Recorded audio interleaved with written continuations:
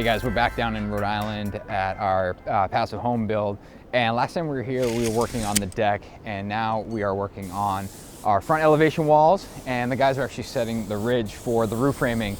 Now, I think I alluded to this last time, but floor system is all 24 inches on center. We're using that 1.1 Advantech plywood for the subfloor, but we're also dealing with the advanced framing method. And that advanced framing method is when we're stack framing. What stack framing means is that our wall stud is stacked above our floor joist, and so on and so forth. The roof rafters will actually be stacked as well. We can see this wall right here, we are 24 inches on center.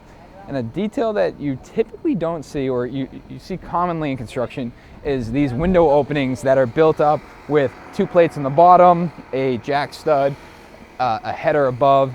We've reduced a lot of the framing. Julia, the architect, has actually reduced a lot of the framing needs or lumber needs in the way we're framing. So we only have a single plate here. I'm going to talk about the window buck in a second, but unnecessary to double this up, unnecessary to build multiple studs, and unnecessary to do a header above. The way we're able to avoid the header above is by stacking a lot of the rafters above our wall studs, because now our point load is rafter to stud to floor joist and down to foundation. It eliminates the need for any additional, you could actually reduce the need for that double top plate. Above a window like this, well, obviously if you have a rafter here, that's a point load on a single plate up there, not going to work. So instead we've actually, or Julie's actually designed an LVL header that buries up into the roof framing system. We'll show that detail when we get there. Like I said, they're setting the ridge now, so we'll see that, probably by the next episode on how that detail works out. But it actually allows all of that structure to be up above our wall framing, allowing this wall, which is ultimately the reason that we're reducing framing, to have as much insulation as possible. So as far as the window buck, we are working with shown windows. They're going to be showing up here in about 2-3 weeks, and we're going to store them on site. And this window will actually get a complete window buck. And what we're going to do is we're going to frame out with 1.1 plywood a window buck that slips into this opening tight all the way around, and then it allows us to install our window outboard of our first layer of sheathing.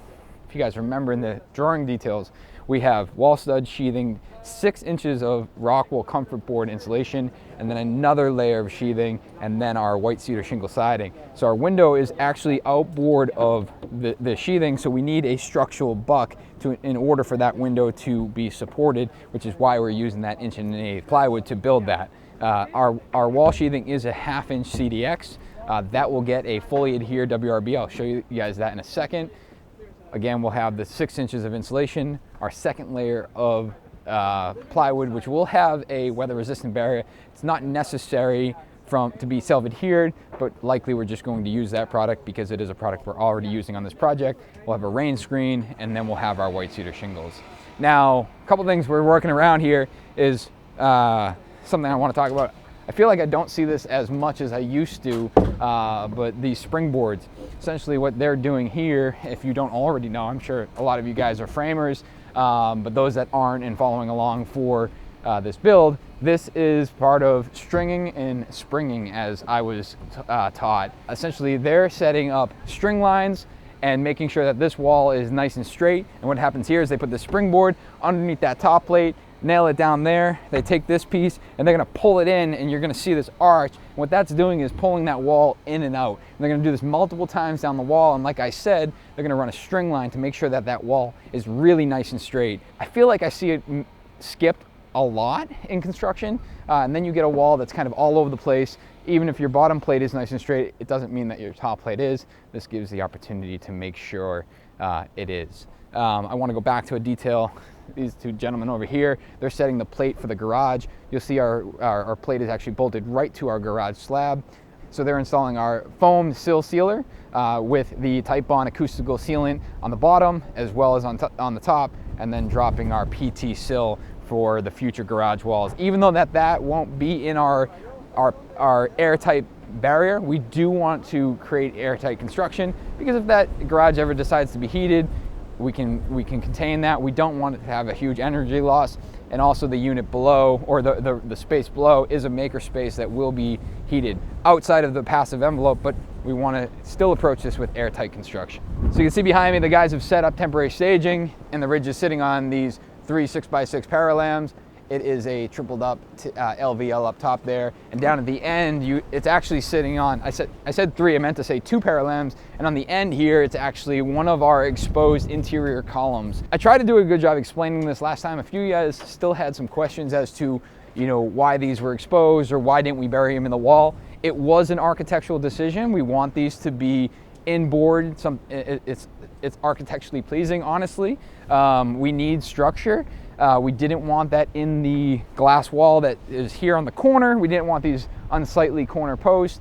We wanted these posts to be inboard, and frankly, when done right, in my opinion, they almost go unnoticed. I would challenge you to, even walking through something like a hardware store or a big store like a Target or a Home Depot, you would be surprised at how many columns actually interrupt in the middle of aisles, and you frankly don't even notice it. It's just it's kind of there, and you work around it. And it's, you know, that's probably an extreme example, but I do feel it's the same here. Is that if the window wall in this glass wall isn't interrupted by something in plane with that window, having a column inboard almost goes completely unnoticed, and especially when they're going to be a dark color.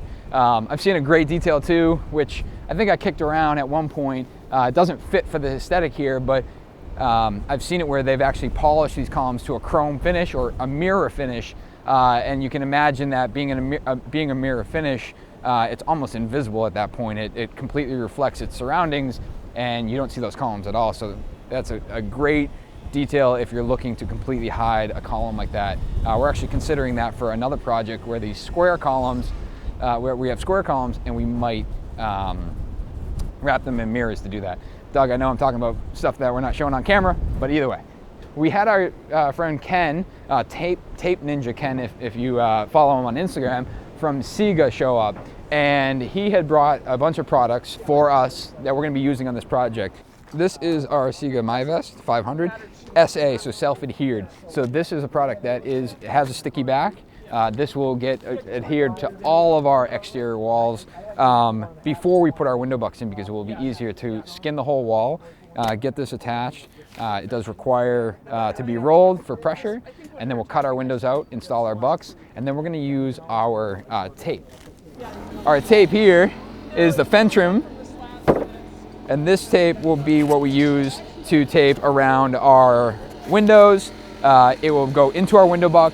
They'll have actually wider pieces for our window buck itself.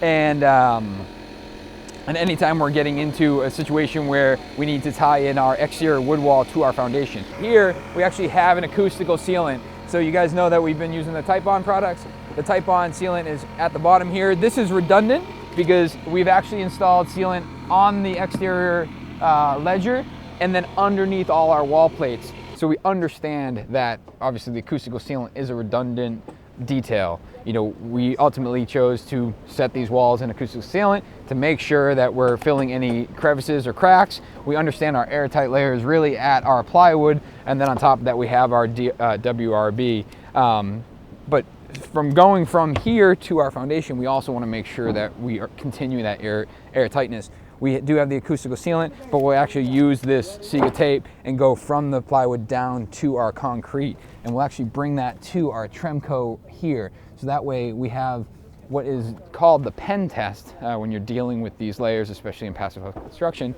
We have our continuous layer from here to our Sega tape, which will be here, and then we'll have our MyVest going up the exterior wall, and eventually that will get up to a membrane on the roof. I don't think we've actually mentioned it, but the roof will be a solar roof made by Tesla, so it will have a Tesla specific underlayment that will make sure that they are compatible. So the one thing that Sega doesn't offer is a impermeable membrane right now, at least not in the US. And so I was talking to Ken about it, and we have some areas such as underneath our doors, especially when you get close to the grade, we want to use an impermeable product.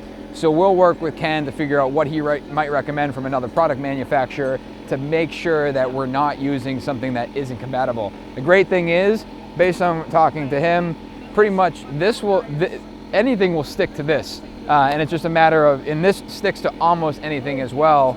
And it's just great to have him on the team. And when we do start installing that, we'll be able to kind of walk through and solidify our detailing and avoid things like last episode, how we talked about we didn't fully do our due diligence with, the Rockwell and the Tremco, which we, frankly dodged a bullet there.